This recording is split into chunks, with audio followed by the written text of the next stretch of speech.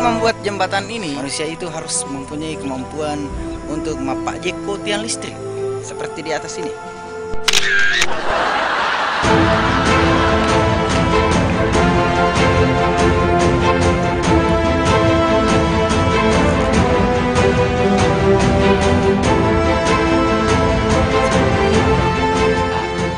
Selfie itu adalah hal yang paling norak yang dilakukan kalau kalian lagi pergi jalan-jalan.